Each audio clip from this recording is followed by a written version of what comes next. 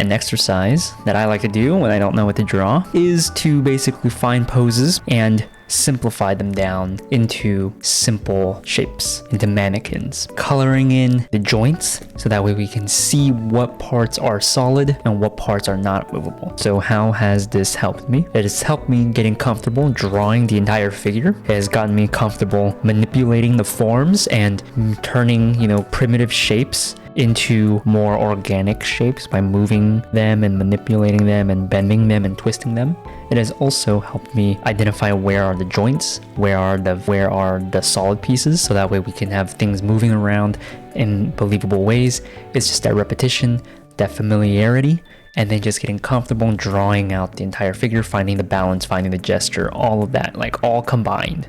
And you have a reference sheet basically to help you out. So let's do one together as I yap about all of that. So for this pose, there's a very big gesture to it. First, we want to just build out the head, making sure that we capture the three-dimensionality.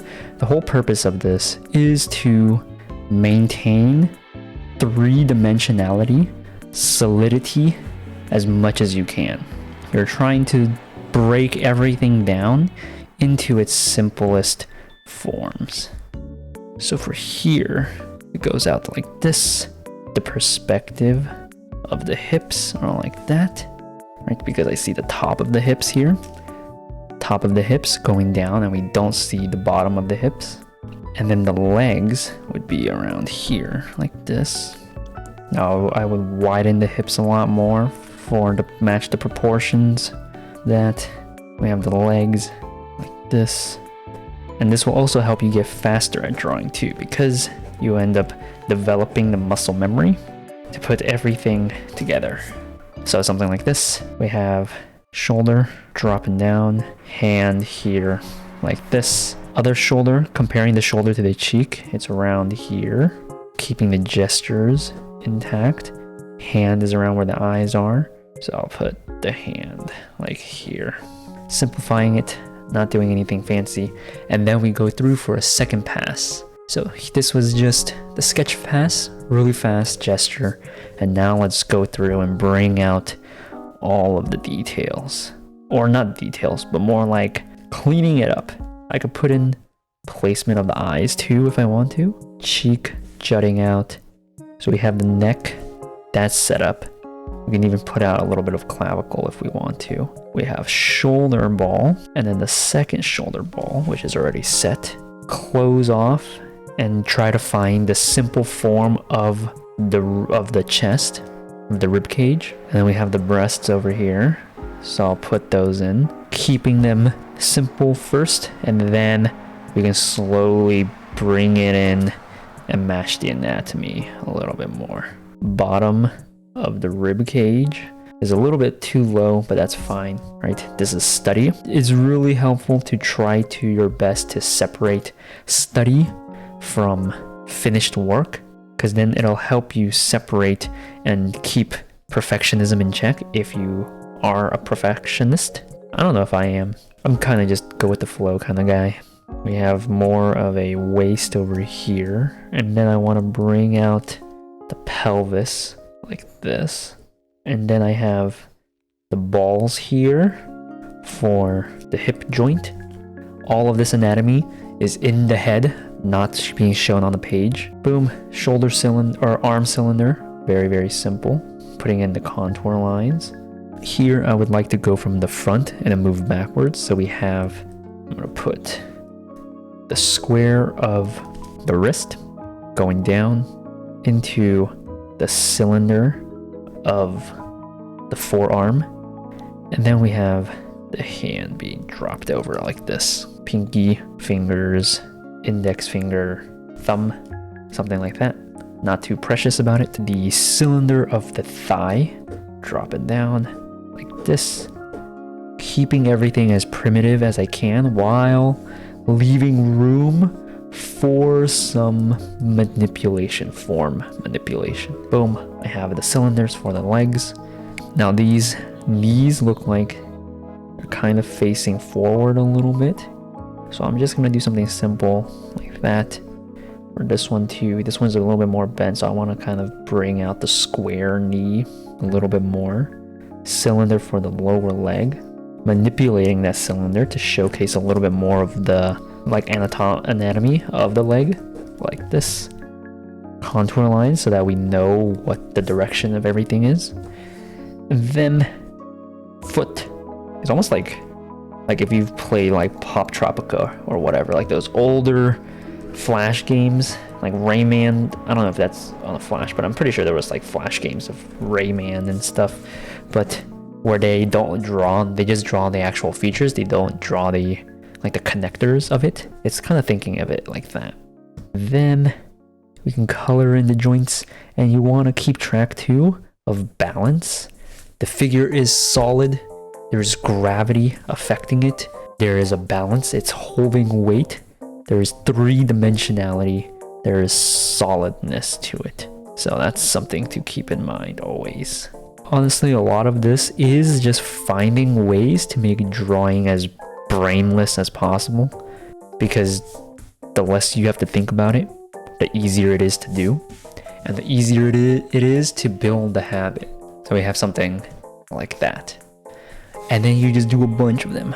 Basically figure out how we can simplify and mannequinize something, even though that there's a bunch of hubbalaboo all around it. I'm just gonna start simple. Let's start with just the head. This is also going to help you build figures from imagination, because you're going to be constantly using everything that we've learned, using all of your fundamentals to slowly construct and build from scratch, rather than, you know, oh, I'm gonna like follow the contour lines or anything like that. So you're just gonna go through the entire steps and slowly construct the figure from the top down, keeping track of proportions and all of that. You see that I'm not drawing the contours. I'm looking at what this contour is and determining what is the simplified shape of it, so that I'm actually learning how to do it, and so that I'll be able to redo it, remake it on my own without using reference in the future. So we have the hip over here. We have the hip as a box in this angle, and then we have the sphere, and then we have the leg jutting out like this. We also have this leg going straight down. This is the weight-bearing leg. We want to keep that in mind. Now, I think that the bend can be a little bit more, but we'll see how it goes. Getting the gesture of the leg, figuring out the proportions. This can probably be bent over more, but it's fine for now. I'm going to slide the arm out more this way, and then following the contour lines like this. I'm going light at first, and then I'll slowly start to solidify things as I find the proportions. And essentially, I'm going to treat this as how I would draw things on my own. So I have something like this. Now I'm going to go through it again and slowly bring out the 3D forms of each anatomical part. So first we have the sphere for the cranium. We have the indent for the eye sockets going down. We have the side of the head having the plane changes. Now this is we're looking up at the head. So I'm going to draw the contour lines to match. And then we have the neck. Neck would be a joint because it's movable. We have shoulder joint right over here, keeping track of proportions and where it is compared to everything else. And then we have the gesture going down. The other shoulder is not visible, so I won't draw it. We can have this arm simplified as a cylinder. And then we have this arm. The shape is a little bit modified due to the ridge muscles. Hand is where the butt is. Drawing the cube for the hand, splitting it. Fingers, just focusing on the main shape rather than details. And then we can always put our contour lines to help solidify the forms. So for here, I want to push the gesture a little bit more, as well as capture the anatomy a little bit more. There's a pinch in the hip, so I'm going to put that down as the bottom of the rib cage. And then since we're looking up at it, we see the bottom of the rib cage over here. It turns the contour lines wrapping up like this. I want to put in the form of the breasts like so. So here would be the bottom edge where the breasts connect. And then we'll put a sphere out like this, and then have it pop out like this. So these are the gesture lines, or the contour lines. And then we have the waist, which I would classify under joint, even though it's not, mainly because it is movable. So maybe not joint, but more like movable pieces. The iliac crest of the pelvis, connected by the sphere, where is basically the butt muscles are all at. The gluteus maximus, gluteus medius, tensor fascia latae. And then we have the cylinder of the thigh, connected to the cube of the knee, connected to the cylinder. And I'm not afraid to move stuff around. Like I had the leg over here, I'm gonna move it in closer. The cylinder of the lower leg, the calf, which I'll modify slightly so that it matches the perspective. The ankle bone, the malleoluses, plus the foot. And then for this leg, it's also very, very similar. It's also very, very straightforward too, because it's just a straight leg. So there's not too much fancy stuff going on. Forearm, we don't see it, but we see the cylinder coming out like this. The wrists are rectangular, are box-like, and then the hand here. So it's basically just training your knowledge and the construction of everything. It's just practicing all of that.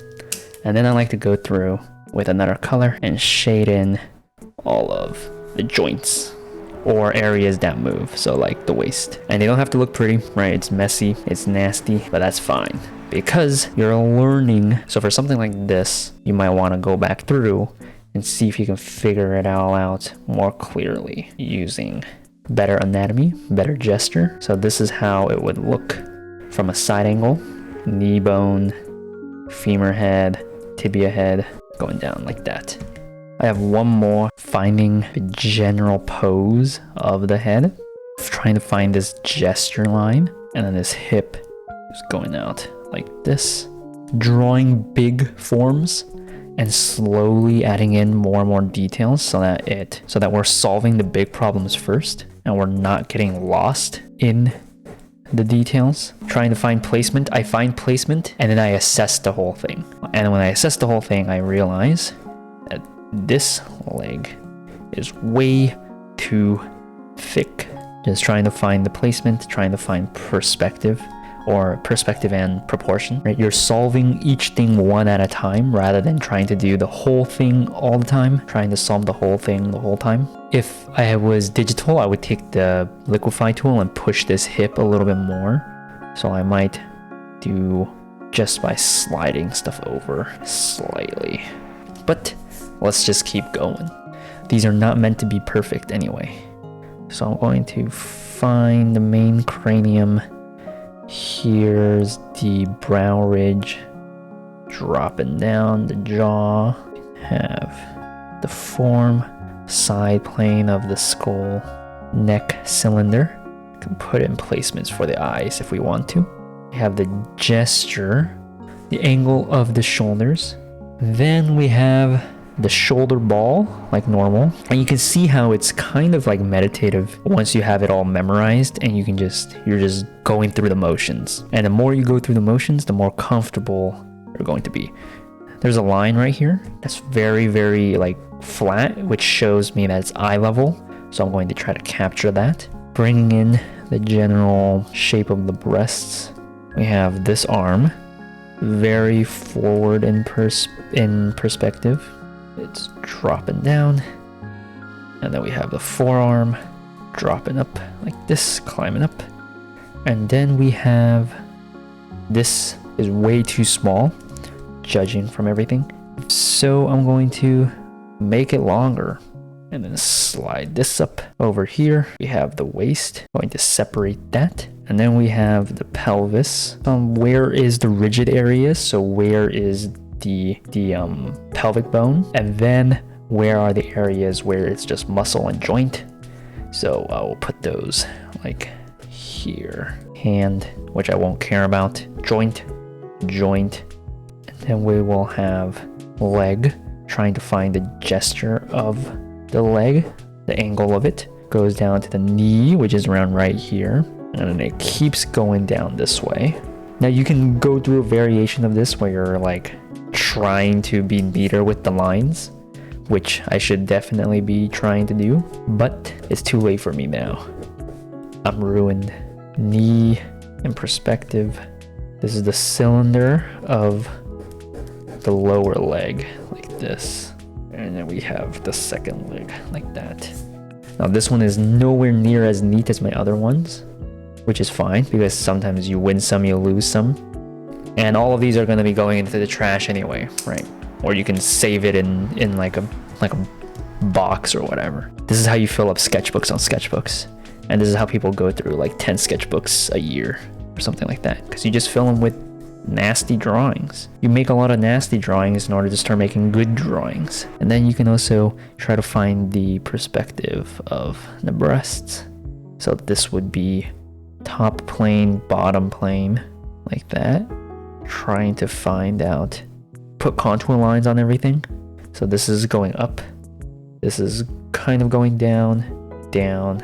And then I like putting a little shadow down here for the bottom plane, like that.